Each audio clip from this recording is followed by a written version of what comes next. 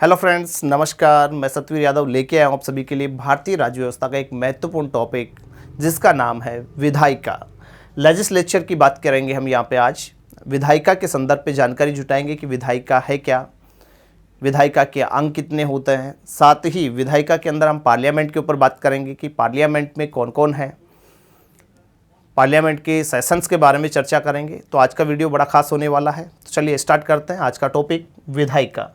बात की जाए दोस्तों संघ सरकार के अंदर, तो संघ सरकार जैसा कि हम जान चुके हैं, पहले भी बात कर चुके हैं कि संविधान के भाग 5 में संघ सरकार का उल्लेख किया जा रहा है आर्टिकल 52 से 151 के बीच। और भाग 5 में सबसे पहले हमने अध्याय 1 पे बात की थी, जिसके अंदर बात की थी हमने संघीय कार्यपालिका के बारे में। और आज हम बात करेंगे अध्याय 2 पर, और अध्याय 2 में बात कर रहा है संघीय विधायिका के बारे में। आर्टिकल 79 से 122, आर्टिकल 79 से लेकर के 122 के बीच में संघीय विधायिका का जिक्र किया जा रहा है। और संघीय विधायिका की अगर मैं बात करूं दोस्तों, तो संघीय जो विधायिका है, इस संघीय विधायिका के संदर्भ पे अगर बात की जाए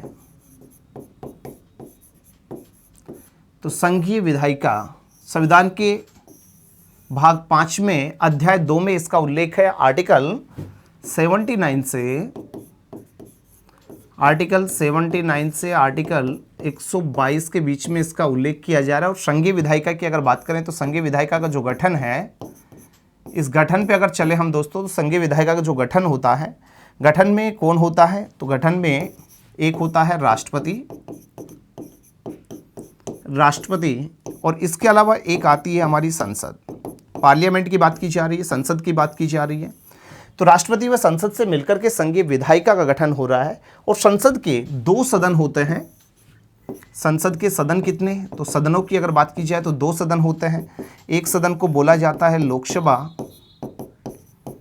और दूसरा जो सदन होता है इसको बोला जाता है राज्यसभा। तो संसद के सदन होते हैं 2, लोकसभा और राज्यसभा। जबकि संसद के अंग पूछ ली जाए हमसे कि संसद के अंग कितने, तो संसद के टोटल अंग होते हैं दोस्तों 3। संसद के अंग कितने हैं, 3। राष्ट्रपति, लोकसभा और राज्यसभा से मिलकर के भारत की संसद बनती है। विधायिका का गठन होता है, व्यवस्थापिका कह सकते हैं हम इसको, लेजिस्लेचर की बात की जा रही है। तो संसद का जो निर्माण है वो इस तरीके से हो रहा है, राष्ट्रपति, लोकसभा, राज्यसभा से। राष्ट्रपति संसद का एक अभिन्न अंग होता है, याद रखिएगा, राष्ट्रपति संसद का कैसा अंग है, एक अभिन्न अंग है। और यह अभिन्न अंग बनाया गया था एन गोपाला स्वामी जी की सिफारिश पर। एन गोपाला स्वामी की सिफारिश पर संसद का अभिन्न जो अंग है वो राष्ट्रपति को बनाया गया था।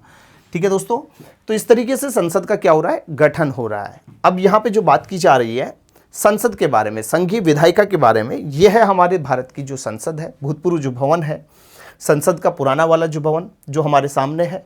संघीय विधायिका की बात करें तो संघीय विधायिका का मुख्य कार्य बताया गया, क्या करेगा, ये कानूनों का निर्माण करती है संघीय विधायिका। और संघीय विधायिका में सबसे मुख्य जो आता है वो पार्ट आता है संसद। तो आज हम बात करते हैं संसद के बारे में।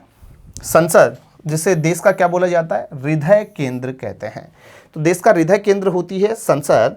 और संसद में बात करें तो संसद का जो भवन है, ये संसद भवन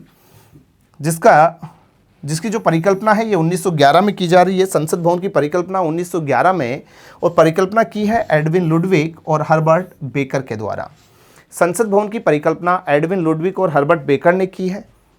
ध्यान दीजिएगा, एडविन लुडविग और हर्बर्ट बेकर, जिसके द्वारा यहाँ पर संसद भवन की परिकल्पना की जा रही है। जबकि बात करूँ मैं यहाँ पर शिलान्यास के बारे में, तो 1921 में संसद भवन का क्या किया जा रहा है, शिलान्यास किया जा रहा है। और इसका जो शिलान्यास है वो किया गया था ड्यूक ऑफ कनाट के द्वारा। तो संसद भवन का शिलान्यास किसने किया है, ड्यूक ऑफ कनाट ने किया है। परिकल्पना 1911 में एडविन लुडविग हर्बर्ट बेकर कर रहे हैं। जबकि 1927 में संसद भवन का जो उद्घाटन है, ये उद्घाटन किसके द्वारा किया गया था, लॉर्ड इरविन के द्वारा। याद रखिएगा दोस्तों, लॉर्ड इरविन। तो लॉर्ड इरविन यहाँ पर क्या कर रहे हैं, संसद भवन का उद्घाटन कर रहे हैं। 1921 में नींव रखी जा रही है, 1927 में इसका उद्घाटन हो रहा है। तो संसद भवन को बनने में टोटल जो समय लगा है, ये समय लगा है 6 वर्ष का। जबकि संसद भवन के लिए जो भूमियाँ हैं, ये टोटल भूमि है 6 एकड़ भूमि के ऊपर ये विशालकाय भवन बना हुआ है, जिसको बनने में कुल लागत आई थी 83 लाख रुपए की। संसद के इस भवन का निर्माण CPWD द्वारा किया गया था। इसका जो प्रतिरूप है संसद भवन के जो स्ट्रक्चर अभी आपने देखा, ये जो प्रतिरूप है, ये प्रतिरूप किसने बनाया? प्रतिरूप है ये 64 चौगिनी मंदिर पर क्या है? आधारित। ये मध्य प्रदेश के अंदर मुरैना में, मुरैना जिले के अंदर मध्य प्रदेश में मंदिर बना हुआ है 64 चौगिनी मंदिर। बस इसी मंदिर का जो प्रतिरूप है इस संसद के भवन बनाने पर किया जा रहा है। और ये जो प्रेरित है, मूल रूप से ये जो प्रेरित है ये अशोक चक्र से प्रेरित है। भवन का जो डिजाइन है वो प्रेरित है अशोक चक्र से। कैसा है संसद का भवन, उसके ऊपर थोड़ी सी मैं बात कर लेना चाहूँगा आप सभी से। संसद का जैसा कि भवन है, इस भवन के बारे में अगर बात की जाए दोस्तों, तो संसद का ये भवन जैसे कि बताया गया कि 6 एकड़ भूमि पर फैला हुआ एक विशालकाय भवन है, जिसके बीचों बीच में एक कक्ष है जिसे हम कहते हैं सेंटर हॉल, केंद्रीय कक्ष है। इस केंद्रीय कक्ष के 3 और 3 बड़े कमरे बने हुए हैं, बड़े बड़े हॉल हैं, जिसमें एक लोकसभा है, एक लाइब्रेरी है, एक राज्यसभा है। 3 बड़े कक्ष हैं। सेंटर हॉल के सामने ये मुख्य प्रवेश द्वार है। ध्यान दीजिएगा, ये मुख्य प्रवेश द्वार बना हुआ है। तो मुख्य प्रवेश द्वार केंद्रीय कक्ष के बिल्कुल ठीक सामने मुख्य प्रवेश द्वार बना हुआ है, जिससे किसी भी व्यक्ति का प्रवेश वर्जित है। केवल देश का राष्ट्रपति जो है वो राष्ट्रपति इस द्वार से प्रवेश कर सकता है। इन हॉल के चारों ओर यहाँ पर 4 मंजिला बिल्डिंग बनी हुई है, जो कि गोलाकार आकृति में बनी हुई है। एक 4 मंजिला विशालकाय भवन है, जिस पर बाहरी रूप में टोटल मिलाकर के 144 खंभे लगे हुए हैं। 144 खंभों से इसको निरूपित किया जा रहा है। मुख्य प्रवेश द्वार बिल्कुल ठीक सामने हो गया। इसके अलावा टोटल इसमें 12 प्रवेश द्वार हैं। ये जो 4 मंजिला जो बिल्डिंग नज़र आ रही है, इस 4 मंजिला बिल्डिंग के अंदर जो भी हमारे प्रेस के कमरे हैं, मेहमानों के कक्ष हैं, आगंतुक जो मेहमान हैं उनके कक्ष बने हुए, मंत्रालय के मंत्रियों के कक्ष हैं, राज्य के जो मुख्यमंत्री हैं उनके कक्ष भी इसी 4 मंजिला बिल्डिंग में बने हुए हैं दोस्तों। ठीक है, 12 प्रवेश द्वार हैं। बीचों बीच में यहाँ पर सौंदर्यीकरण करते हुए यहाँ पर टोटल 12 फव्वारे लगे हुए हैं। चारों तरफ यहाँ पर 4 दीवारी बनी हुई है, जिसके ऊपर यहाँ पर लोहे की ग्रिल्स बनी हुई है, ताकि कोई भी इसमें परिंदा भी पर ना मार सके। लेकिन जैसा कि आपको पता है कि 2001 के अंदर संसद के इसी बड़े ही सेफ भवन के ऊपर भी हमला हुआ था।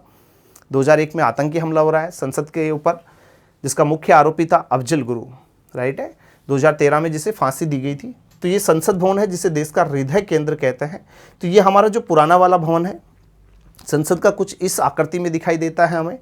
लेकिन अभी हाल ही में संसद का नया भवन बन चुका है, संसद का नया भवन बना है। और संसद का जो नया भवन है कुछ इस प्रकार की डिजाइन में बनाया गया है। पूर्व वाला गोलाकार आकृति में था, लेकिन ये एक त्रिभुजाकार आकृति में, त्रिभुजाकार शेप के अंदर हमें दिखाई दे रहा है। त्रिभुजाकार शेप है ये। तो संसद का जो नया भवन है त्रिभुजाकार आकृति में बना हुआ है। इस तरीके से त्रिभुजाकार आकृति यहाँ पे बनी हुई है। संसद के जो नया भवन है, इस नए भवन का जो शिलान्यास है, जो इसका फाउंडेशन स्टोन है, ये 10 दिसंबर को रखा गया था 2020 में। और इसे रखने वाले थे प्रधानमंत्री नरेंद्र मोदी जी।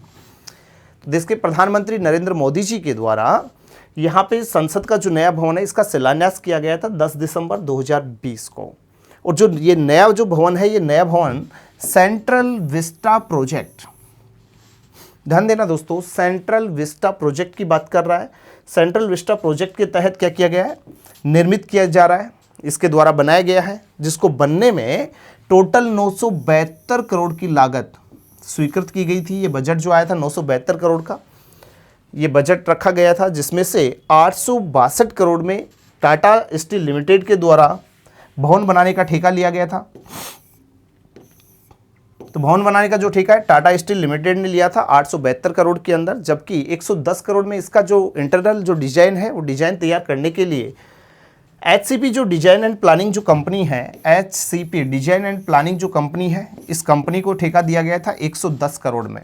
तो ऐसे टोटल मिलाकर के 972 करोड़ के अंदर संसद का जो नया स्ट्रक्चर है, नया भवन बनकर के तैयार हुआ है, जो 64,500 वर्ग मीटर क्षेत्रफल में फैला हुआ है। और इस जो नया भवन है, इस नए भवन के जो वास्तुकार हैं, ये वास्तुकार हैं मिस्टर विमल पटेल। नए भवन के वास्तुकार विमल पटेल जी हैं। भवन का निर्माण 64,500 वर्ग मीटर क्षेत्रफल में किया गया है। भवन का design HCP design planning company कर रही है। ये जो नया भवन है, इस नए भवन में लोकसभा में कुल मिलाकर के 888 सीटें लगाई गई हैं, जबकि राज्यसभा में 384 सीटें। और जो सेंटर हॉल होगा उसके अंदर टोटल 1272 सदस्यों के बैठने की व्यवस्था की जाएगी। ये जो आप देख पा रहे हैं ये दोनों भवन हमारे बीच में है। ऊपर वाला जो भवन आप देख पा रहे हैं ये भवन राज्यसभा का है, जबकि नीचे वाला ये भवन है ये लोकसभा भवन है। ध्यान देना, दोनों का डिजाइन आप देख पा रहे होंगे। नया जो भवन बना है इसका जो डिजाइनिंग है बड़ा ही शानदार डिजाइनिंग किया गया है। भवन जो आप देख पा रहे हैं बिल्कुल जो राज्यसभा के अंदर जो आप देख पा रहे होंगे यहाँ पर रेड कारपेट आपको नजर आ रहा होगा, रेड कारपेट लगा हुआ है। ठीक है, यहाँ पे दर्शक जो दीर्घा है वो भी बनाई जा रही है। सबसे पहले सबसे आगे जो बैठने की जगह है ये पीठासीन अधिकारी के बैठने की जगह है। पीठासीन अधिकारी यहाँ पर बैठेगा। राज्यसभा के अंदर सभापति महोदय, लोकसभा के अंदर लोकसभा के अध्यक्ष जो कि पीठासीन अधिकारी हैं वो यहाँ इस पर बैठेंगे। उसके आगे यहाँ पे आप देख पाओगे तो यहाँ पर एक विशाल मेज भी रखी गई है जो कि यहाँ पर नजर नहीं आ रही होगी। तो लोकसभा के अंदर एक विशाल मेज होती है जिसे टेबल ऑफ द हाउस के नाम से भी जाना जाता है। तो अच्छा प्रश्न बन सकता है कि टेबल ऑफ द हाउस किस कक्ष में होती है? तो टेबल ऑफ द हाउस होती है लोकसभा कक्ष में, राज्यसभा में नहीं होती है। राज्यसभा रेड कारपेट पे बनी हुई ये डिजाइन आप देख पा रहे हैं, जिसके ऊपर जो इंटरनल जो डिजाइन है ये कमल के फूल का किया गया है। इंटरनल जो डिजाइन है राज्यसभा का वो कमल के फूल का जैसा है, जबकि लोकसभा का जो इंटरनल डिजाइन आप देख पाएंगे तो ये मोर के पंख की आकृति दी गई है। देख सकते हैं आप यहाँ पर ये मोर की आकृति के रूप में दिखाया गया है, दर्शाया गया है, मोर की आकृति है। जबकि राज्यसभा के अंदर कमल के फूल की आकृति यहाँ पर डिजाइन की गई है। इंटरनल जो डिजाइन है यहाँ पर रेड कारपेट है, जबकि यहाँ पर कारपेट रेड नहीं बल्कि ग्रीन कारपेट के ऊपर लोकसभा को बनाया गया है। लोकसभा सबसे पहले पीठासीन अधिकारी, उसके ठीक आगे जो नीचे होंगे लोकसभा के महासचिव बैठेंगे, उसके सामने टेबल ऑफ द हाउस होगी। बाहरी रूप में यहाँ पर आपको चेयर्स दिख रही हैं, यहाँ पर लोकसभा सदस्य बैठने की जगह होगी। क्लियर है, यहाँ पर राज्यसभा सदस्यों के बैठने की जगह रखी गई है। तो लोकसभा और राज्यसभा को इस प्रकार से यहाँ पर डिजाइन किया गया है। तो आई होप ये दोनों भवनों के बीच में कंपैरिजन समझ में आ चुका होगा। वापस से देख लीजिएगा, जो पुराना वाला भवन है, भवन 1911 में इसकी परिकल्पना हुई थी, 1921 में शिलान्यास हुआ था, 1927 में इसका उद्घाटन लॉर्ड इरविन ने किया था। समय लगा था 6 वर्ष का, भूमि थी 6 एकड़, लागत आई थी 83 लाख की। निर्माण CPWD द्वारा। प्रतिरूप 64 चौगिनी मंदिर पर आधारित है, प्रेरित अशोक चक्र से था पुराना वाला भवन। जबकि जो नया भवन है, नए भवन की आकृति कैसी है? त्रिभुजाकार आकृति है। आकृति के बारे में बात करें तो आकृति कैसी होगी? त्रिभुजाकार आकृति में बनाया गया है नया भवन। ध्यान दीजिएगा, त्रिभुजाकार आकृति होगी। उद्घाटन हो रहा है, शिलान्यास जो किया गया था 10 दिसंबर 2020 को किया जा रहा है नरेंद्र मोदी जी के द्वारा। वैसे दिसंबर 2022 तक इसको बनकर के रेडी होना था, लेकिन वर्तमान में अभी इसका मतलब ओपनिंग सेरेमनी नहीं हो पाया है। जल्द ही शायद इसका ओपनिंग सेरेमनी रहेगा। नया भवन जो है ये सेंट्रल विस्टा प्रोजेक्ट पर आधारित है, सेंट्रल विस्टा परियोजना यहाँ पर लाई गई है। इस भवन का निर्माण किया है टाटा स्टील लिमिटेड ने। टोटल खर्चा है 972 करोड़ का। डिजाइन तैयार कर रहा है HCP, वास्तुकार है विमल पटेल साहब। भवन निर्माण में 64,500 वर्ग मीटर क्षेत्रफल लिया जा रहा है। लोकसभा की 888, राज्यसभा की 384, जबकि केंद्रीय कक्ष जो होगा उसमें 1272 सदस्यों के बैठने की जगह होंगी। बात करें दोस्तों यहाँ पर संसद के बारे में, तो संसद के वर्ष में संविधान रूप से बोला जा रहा है कि संसद के वर्ष में कम से कम कितने अधिवेशन? 2 अधिवेशन होने अनिवार्य हैं। संसद के वर्ष में 2 अधिवेशन होने अनिवार्य होते हैं और इन 2 अधिवेशनों के बीच 6 माह से अधिक का अंतराल नहीं होना चाहिए। वर्ष में कम से कम 2 अधिवेशन और 2 अधिवेशनों के बीच 6 माह से अधिक का अंतराल नहीं होता है। सामान्यतः बात की जाए तो संसद के वर्ष में 3 यहाँ पर अधिवेशन होते हैं, 3 सत्र होते हैं, जिनमें सबसे पहला जो सत्र आता है हमारा, उस सत्र को बोलते हैं दोस्तों बजट अधिवेशन या बजट सत्र। बजट अधिवेशन या बजट सत्र जो होता है ये फरवरी से लेकर के मई के बीच में चलता है। फरवरी से मई कुल मिलाकर के लगभग 4 महीने के आसपास होता है, जो कि संसद का सबसे लंबा सत्र होता है। और इसी बजट सत्र से राष्ट्रपति का अभिभाषण होता है। ठीक है ना, बजट सत्र से राष्ट्रपति क्या करता है? बजट सत्र का जो प्रारंभ है, प्रारंभ में राष्ट्रपति क्या करता है? अभिभाषण करता है। देन नंबर 2 आता है मानसून सत्र, और मानसून जो सत्र होता है जुलाई से सितंबर के बीच में होता है और यह सत्र अनिवार्य नहीं होता है, मतलब ये ऑप्शनल होता है। मानसून सत्र एक ऑप्शनल होता है, जबकि कंपलसरी में कौन कौन आएंगे? बजट और शीतकालीन। ये 2 अधिवेशन होने अनिवार्य होते हैं। जब वर्ष में 2 अधिवेशन हो तो बजट और शीतकालीन होंगे। सामान्यतः 3 होते हैं, तो ऐसे में मानसून सत्र भी हो जाता है। जुलाई से सितंबर लगभग 3 महीने के आसपास चलता है, जबकि शीतकालीन जो सत्र है ये नवंबर से दिसंबर लगभग 2 महीने के आसपास रहता है, जो कि संसद का सबसे छोटा अधिवेशन होता है। तो सबसे बड़ा अधिवेशन बजट अधिवेशन, सबसे छोटा जो अधिवेशन होता है वो होता है शीतकालीन अधिवेशन। इनके अलावा संसद के विशेष सत्र भी होते हैं। विशेष सत्र की बात करें तो ये 2 होते हैं। एक होता है संसद का विशेष सत्र। संसद का जो विशेष सत्र है ये मंत्री परिषद की सलाह पर, याद रखिएगा किसकी सलाह होगी, मंत्री परिषद की सलाह पर। कौन बुलाएगा, राष्ट्रपति इनका आयोजन करता है। संसद के विशेष सत्र का आयोजन कौन करवाता है, राष्ट्रपति करवाता है मंत्री परिषद की सलाह के ऊपर। ये किसी नियमित सत्र के कहाँ पे हो सकता है, मध्य में हो सकता है या फिर उससे पृथक भी आयोजित किया जाता है। कंटिन्यू जो सेशन चल रहा है उसके बीच में यहाँ पर राष्ट्रपति बुला सकता है, तो कंटिन्यू सेशन को रोक दिया जाएगा, विशेष सत्र का आयोजन कर दिया जाएगा, या फिर जो सेशन चल रहा है उससे अलग भी ये सत्र बुलाया जा सकता है। और इसके अलावा नंबर 2 आता है लोकसभा का विशेष सत्र। एक संसद का विशेष सत्र है और दूसरा लोकसभा का विशेष सत्र है। और लोकसभा का जो विशेष सत्र है, यदि लोकसभा के कम से कम कितने 1/2 सदस्य हैं, यदि एक प्रस्ताव लेकर के आते हैं जिसमें वो कहते हैं कि राष्ट्रीय आपातकाल जारी रखने की बात कही जाए, तो नोटिस देने के अगले 14 दिन के भीतर ये सत्र बुलाया जाएगा। ठीक है, तो केवल ये राष्ट्रीय आपातकाल जारी रखने के संदर्भ पे लोकसभा का विशेष सत्र का आयोजन किया जा सकता है। ठीक है, और इसके लिए कम से कम 1/2 सदस्यों के द्वारा प्रस्ताव लाया जाना अनिवार्य होगा, जबकि संसद के विशेष सत्र राष्ट्रपति मंत्री परिषद की सलाह के ऊपर बुलाता है। तो संसद के 2 विशेष सत्र होते हैं, ठीक है ना, विशेष सत्र 2 होते हैं। इसके अलावा सामान्य रूप से इसके 3 सत्र चलते हैं, जबकि साफ शब्दों में बोला जा रहा है कि संसद के वर्ष में कम से कम 2 अधिवेशन होने अनिवार्य होते हैं और इन 2 अधिवेशनों के बीच 6 माह से अधिक का अंतराल नहीं हो सकता दोस्तों। तो आई होप ये बातें अच्छे से हमें समझ में आ चुकी होंगी संसद के अधिवेशनों के बारे में। संसद के दोनों मतलब की जो भवन है, पुराना भवन और नया भवन, इन दोनों के बीच में हम अच्छे से क्वेश्चंस पुटअप कर सकते हैं, क्वेश्चन सोल्व कर सकते हैं। तो आज की क्लास में हमने ये जो बातें की हैं आई होप बहुत अच्छे से आपको समझ में आई होंगी। संसद की नेक्स्ट जो कार्रवाई है, इस नेक्स्ट कार्रवाई के ऊपर हम फिर से मुलाकात करेंगे एक नेक्स्ट वीडियो में। तब तक के लिए नमस्कार।